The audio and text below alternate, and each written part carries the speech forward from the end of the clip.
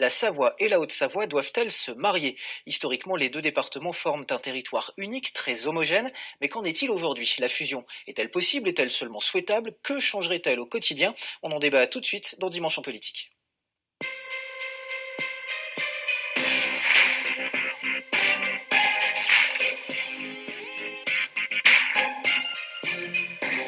Et pour en débattre, j'accueille justement Virginie Duby-Muller. Bonjour. Bonjour. Députée Les Républicains de Haute-Savoie, vous êtes aussi conseillère départementale élue en tandem avec Christian Monteil, l'actuel président du département. Hervé Guémard, bonjour. Bonjour. Président Les Républicains du conseil départemental de Savoie, vous êtes à l'origine de cette proposition de fusion. C'était il y a 2 ans de cela à peu près. Pas tout seul. Pas tout seul, mais vous en êtes la figure de proue. On en discutera évidemment tout au long de cette émission. À côté de vous, Loïc Hervé, bonjour. Bonjour. Sénateur UDI de Haute-Savoie, vous avez récemment pris position, vous aussi, en faveur de cette fusion, d'où la répartition un petit peu des places sur ce plateau. Première question est simple, madame, messieurs, faut-il et pourquoi faut-il fusionner la Savoie? Hervé Guémard, selon vous? Alors, le mot de fusion me semble inapproprié. Je pense surtout qu'il faut créer un projet d'avenir commun et que ce territoire de Savoie-Mont-Blanc, formé des deux départements savoyards, est un formidable espace historique, culturel, économique, où nous devons mettre en œuvre un projet de développement économique, social, environnemental et culturel. Alors, on a déjà fait beaucoup de choses ensemble, hein, puisqu'on ne part pas de rien. On aurait l'occasion effectivement de Voilà, développer la chambre d'agriculture, voilà, la promotion du tourisme. Agriculture, tourisme, lecture publique, culture, forêt, cher à Christian Monteil, enseignement supérieur avec l'Université de Savoie. Donc on a déjà fait ensemble beaucoup de choses. Et moi je pense qu'il faudrait aller plus loin. Pourquoi je n'aime pas le mot fusion? Tout simplement, c'est parce que la question institutionnelle en soi n'a pas de sens. Ce qu'il faut, c'est d'abord élaborer un projet commun et ensuite on en déduit les institutions. Et si je n'aime pas non plus le mot fusion, c'est qu'il nous semble que si nous nous réunissions, il nous faudrait des compétences augmentées par rapport aux compétences actuelles des deux départements. Un peu peut-être comme le modèle alsacien sur lequel nous reviendrons tout à l'heure. Loïc Hervé, j'imagine que vous approuvez? Moi, j'approuve complètement ce que dit Hervé Guémard. Si le jacobinisme a construit l'État en France, dans notre histoire, on voit bien qu'on est arrivé au terme et aux limites de tout cela. Et qu'au moment où on parle de différenciation de capacité des territoires et de leurs élus à prendre leur destin davantage en main, eh bien effectivement, c'est peut-être le moment de se poser la question, comme l'ont fait les Alsaciens, comme l'ont fait les Corses, comme le font d'autres territoires. Par exemple, si on va sur un plan régional, les Hauts et les Bas-Normands ont réuni. C'était imposé par la loi à l'époque, hein. C'est la loi NOTRe de 2013 qui impose la fusion des... politiquement par des élus locaux d'abord. Il faut quand même bien se rappeler cela. Et moi, je me dis que si on veut porter un projet de différenciation, si on veut dire au niveau national, si on veut dire aux intercommunalités, si en partenariat avec la région Auvergne-Rhône-Alpes, on veut construire un territoire de Savoie-Mont-Blanc, je ne sais pas si c'est le bon jargon, mais en tout cas la bonne appellation, eh bien, il faut engager ce débat, et je pense que la période actuelle, qui est au niveau national, avec la question de la différenciation, et au niveau local, avec les élections départementales et régionales dans quelques mois, je pense que c'est le bon moment de remettre ce débat sur la table et que ça devienne un débat démocratique, parce qu'au-delà des élus et des institutions, Hervé Guémard l'a dit, il y a les citoyens, il y a les acteurs économiques qui, eux, peuvent porter ce sujet. Alors pour autant, les élus, notamment côté Haut-Savoyeur, sont plutôt hostiles, hein. Au sein de l'Assemblée départementale en Haute-Savoie, cette proposition ne remporte pas franchement un grand écho. Pourquoi, Virginie? Alors, ça dépend déjà de quoi on parle. Effectivement, moi, la proposition qui avait été portée par Hervé Guémard en 2015, je l'ai co-signée en tant que parlementaire, et il faut se remettre dans le contexte. C'était au moment de la loi NOTRe qui avait créé ces grandes régions, et l'objectif était évidemment d'approfondir encore plus les relations entre la Savoie et la Haute-Savoie, mais à condition d'avoir des compétences supplémentaires. On travaille déjà ensemble sur un certain nombre de sujets qui ont été évoqués par Hervé Guémard et de compétences.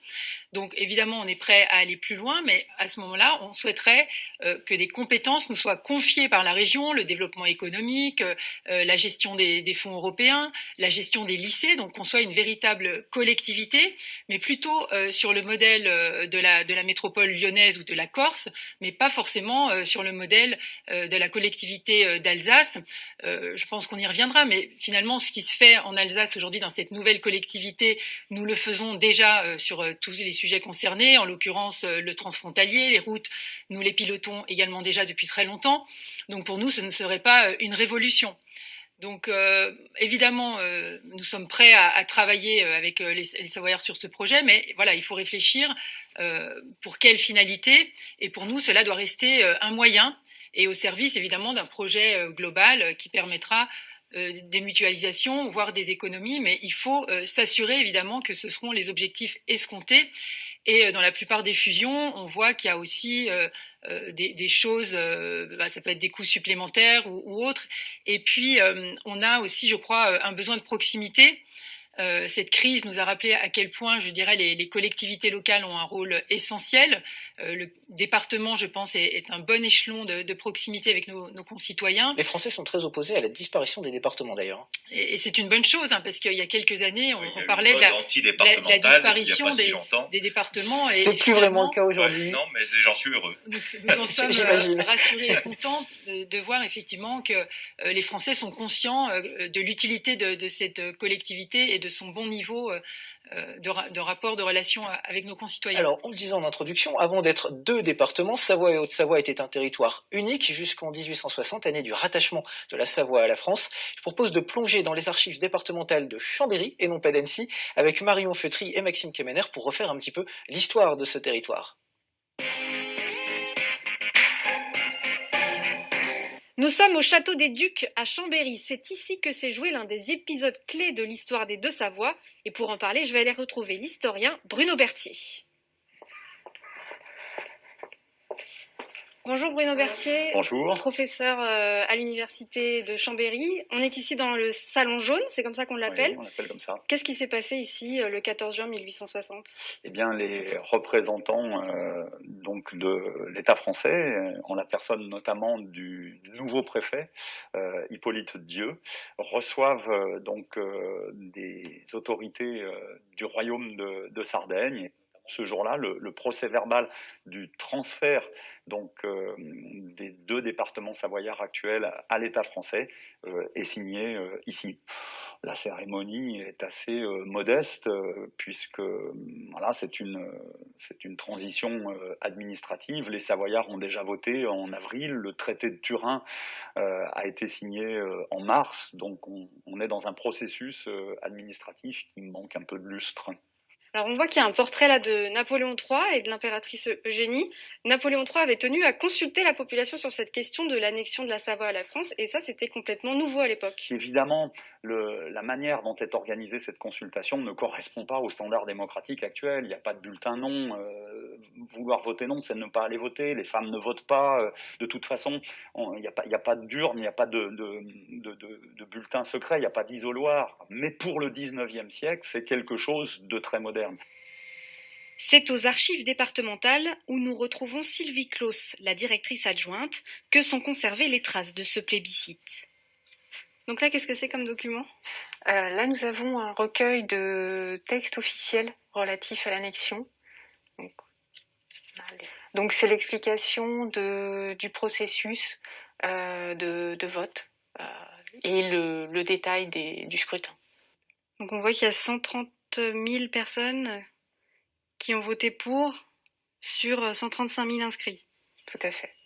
En 1860, quand la Savoie est annexée à la France, la Savoie ne fait qu'un, et c'est à ce moment-là qu'elle est départagée en deux départements, Savoie et Haute-Savoie. On a déjà une administration provinciale divisée entre Chambéry et Annecy. Cependant, dans le processus d'installation de l'administration française, se posent des questions d'équilibrage démographique des deux territoires. Les chiffres sont extrêmement intéressants parce qu'on arrive vraiment à 270 000 habitants de chaque côté, avec vraiment une logique d'équilibre. Et c'est ainsi que sont nés les deux départements savoyards, dont les frontières n'ont quasiment plus bougé depuis. Voilà pour ce petit rappel historique. Avant d'aller un peu plus loin, deux questions se posent à la vue de ce reportage, mesdames, messieurs. Aujourd'hui, les Savoies sont-elles toujours aussi homogènes qu'à l'époque? Et est-ce que cette homogénéité, ou pas d'ailleurs, permet de nouveau de fusionner, Hervé Guémard? Même si vous n'aimez pas le mot fusion. Non, je pense que évidemment chaque département est différent et au sein de chaque département il y a beaucoup de différences. Et en fait, je pense que les pays de Savoie ou Savoie-Mont-Blanc, peu importe le vocable, c'est pas d'abord des départements, mais c'est d'abord des pays.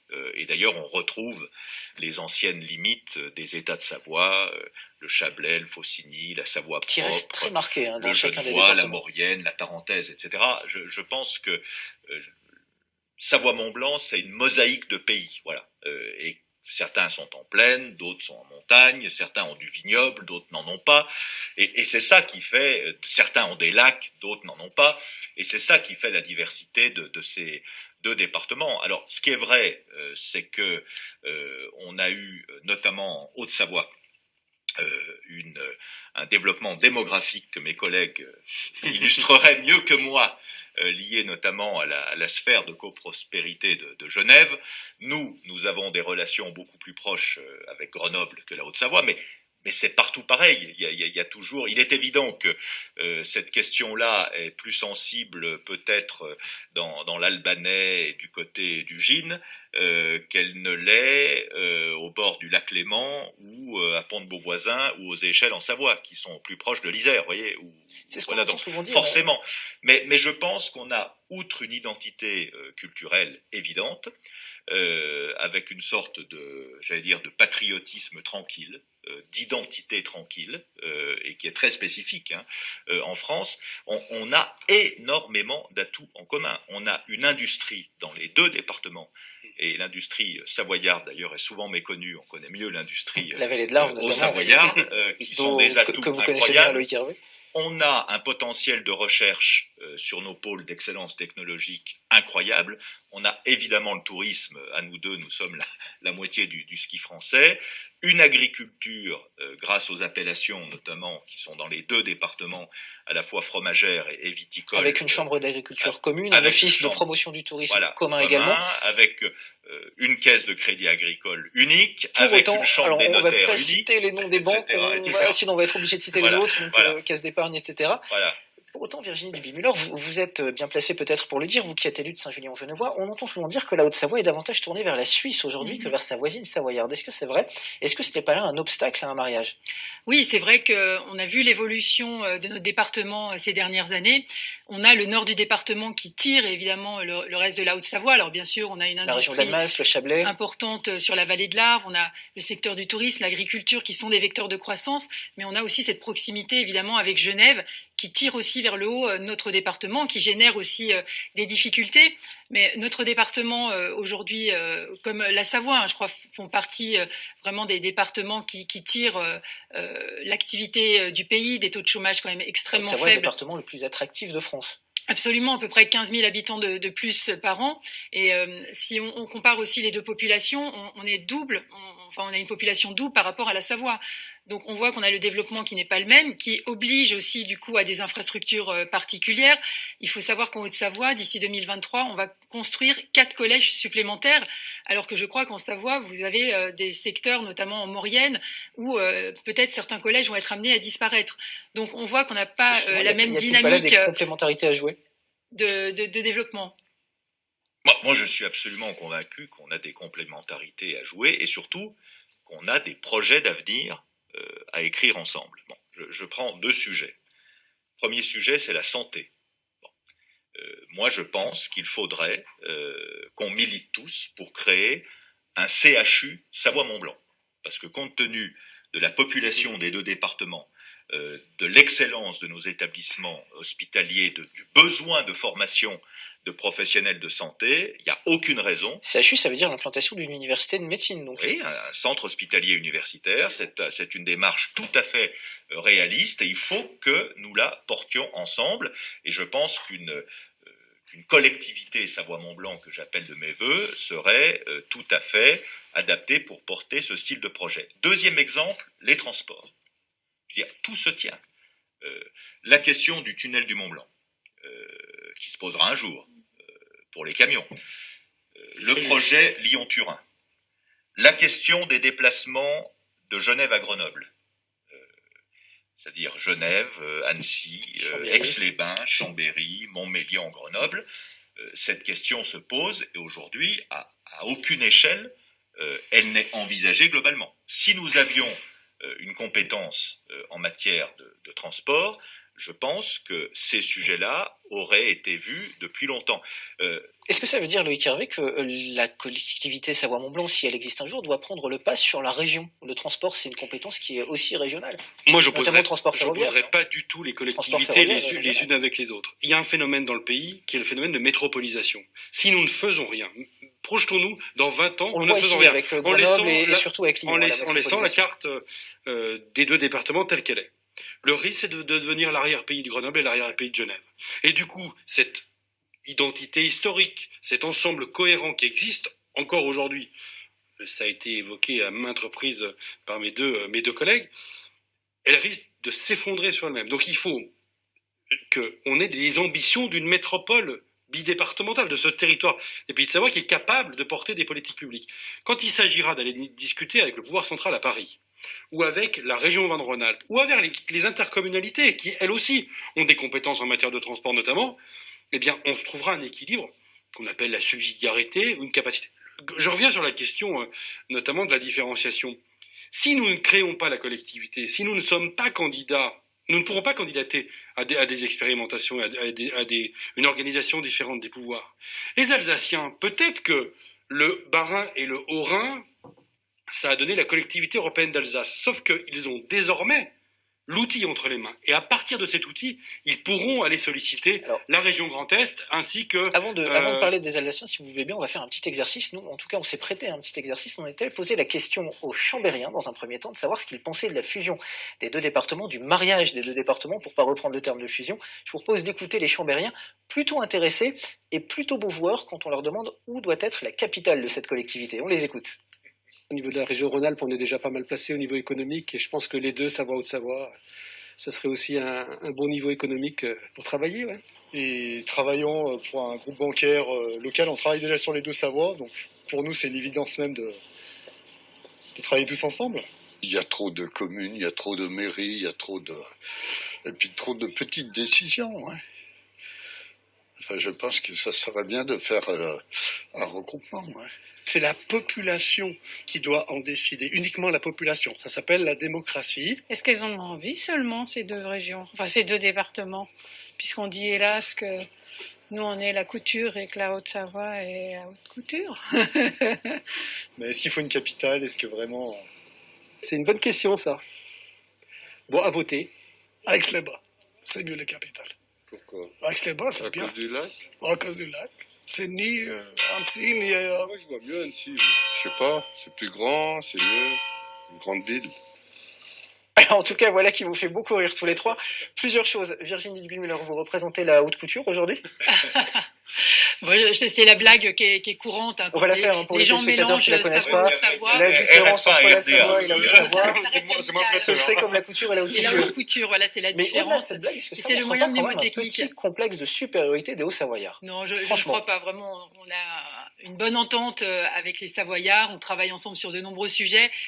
On mène ensemble un combat commun justement sur les stations de montagne qui sont mises à l'épreuve par la décision du gouvernement cette semaine, effectivement, de ne pas réouvrir nos remontées mécaniques. Donc on travaille en bonne intelligence, on a mutualisé de nombreuses compétences. Je crois qu'il y a encore des choses à faire, pourquoi pas sur les SDI, sur les archives publiques et autres.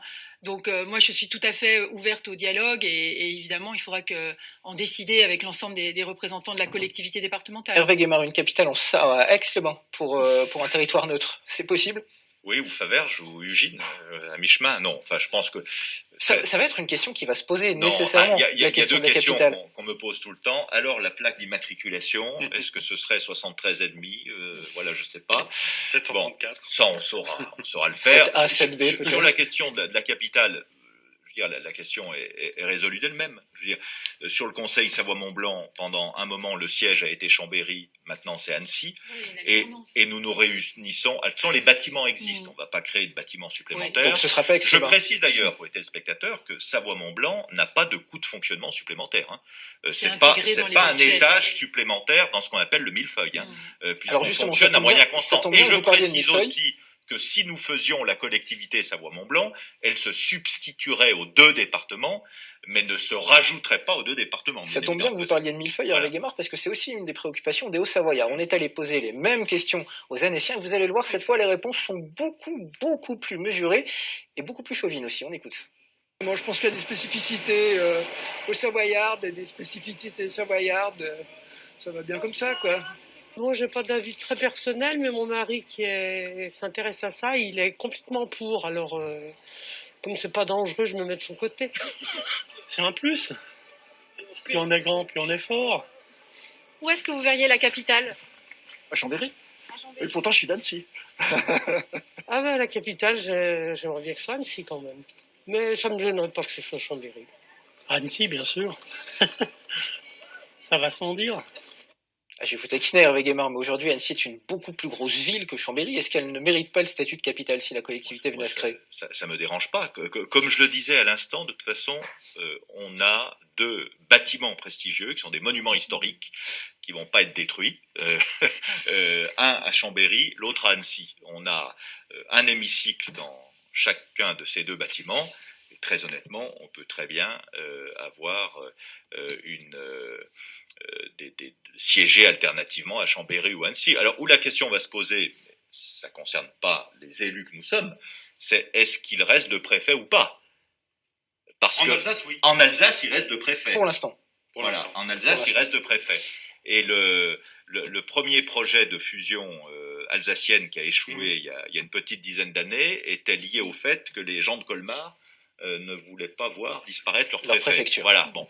Donc ça reste à discuter. Mais je pense que tout ça, c'est de la marqueterie. Le vrai sujet, c'est, surtout moi qui commence à être un élu d'expérience, c'est qu'est-ce qu'on écrit pour les 30 prochaines années. Voilà.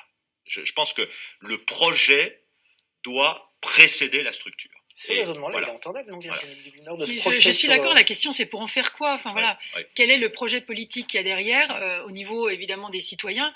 L'objectif c'est que ce soit un plus en termes de mutualisation, un plus en termes de services, et que ça apporte quelque chose à nos concitoyens. Alors qui doit trancher la question justement? Ce sont les élus ou ce sont les électeurs lors des prochaines élections? Est-ce qu'il faut faire voter les Savoyards et les Hauts-Savoyards sur la question de la fusion? Je pense évidemment des peu sujets. comme Napoléon III, en respectant peut-être un peu plus la règle de la démocratie.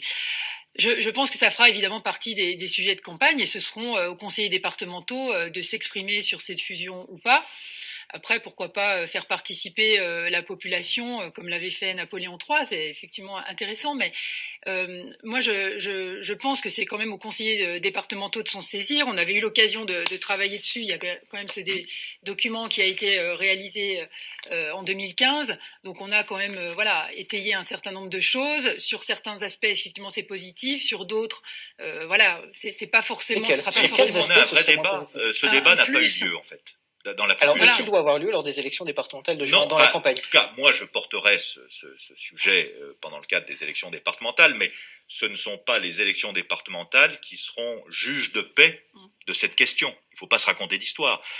Il faut que ce débat soit documenté. Virginie présente cette brochure qui est extrêmement bien faite, que vous pouvez télécharger gratuitement sur le site du Conseil Savoie-Mont-Blanc, qui est une mise au point factuelle de ce qu'est Savoie-Mont-Blanc aujourd'hui, mais il faut que ce débat citoyen s'ouvre parce qu'il n'a pas eu lieu pour l'instant. Vous qui êtes favorable à ce rapprochement, Loïc Hervé, tout en étant Haut-Savoyard, comment vous expliquez cette méfiance des élus Haut-Savoyards au Conseil départemental quant à ce projet de rapprochement?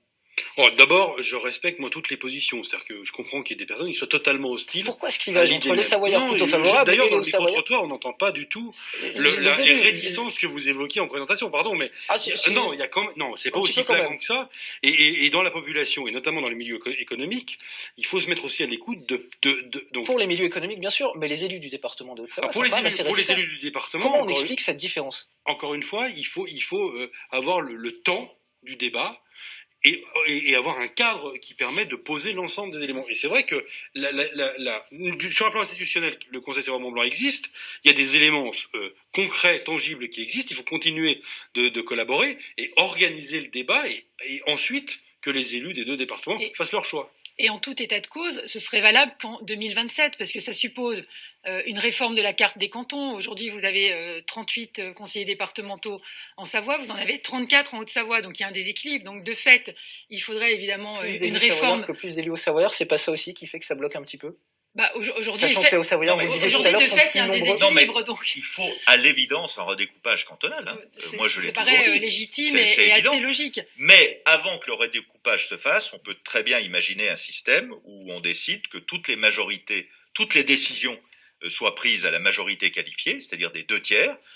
Auquel cas... Donc pour vous, il ne faut pas attendre 2027. Voilà, et on pourrait le faire tout de suite, à condition qu'on décide, et on peut tout à fait le faire, de dire que toutes les décisions doivent être prises à la majorité des 2/3, ce qui permettrait, dans une période transitoire, à ce que les anciens élus au Savoyard aient, entre guillemets, une minorité de blocage. Eh bien, c'est sur ces propositions que nous allons devoir refermer cette émission. Le temps passe vite, hélas. En tout cas, le débat commence, il ne fait que commencer, et comptez sur France 3 Alpes pour continuer à le faire vivre durant cette campagne. Merci à vous trois d'avoir été nos invités aujourd'hui pour cette émission réalisée avec les personnels non grévistes de France 3 Alpes. La semaine prochaine, nous parlerons d'emploi, l'impact des décisions gouvernementales sur l'emploi en station et notamment sur les saisonniers. Voilà le thème de Dimanche en politique. On se retrouve dimanche prochain. D'ici là, passez tous une très belle semaine sur France 3.